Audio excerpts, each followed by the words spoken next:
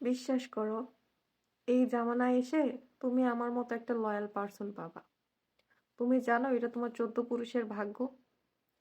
এই যে যুগে এসে স্কুল কলেজের হালকা কোনো অনুষ্ঠান হোক বা কোচিং এর হালকা কোনো অনুষ্ঠান হোক, দেখবা কিছু কিছু মেয়ে দৌড়ে গিয়ে স্যারেক বলে, যে স্যারগুলো একটু সুন্দর হ্যান্ডসাম টাইপের থাকে, তাদেরকে গিয়ে বলে, স্যার আমার সাথে একটা সেলফি উঠান, স্যার আপনার সাথে একটা সেলফি উঠাবো।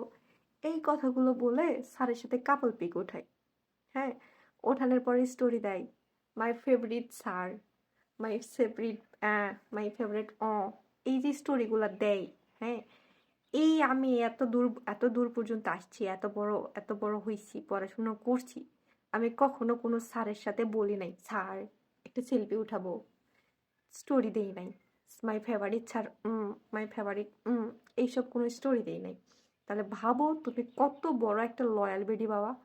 আমি তো শুধু আমার জামাইরে বলবো, আসো কাপল পিক উঠাবো, আসো কাপল পিক উঠাবো, তারপরেও নিজেরা ভাগ্যবান দাবি করো না।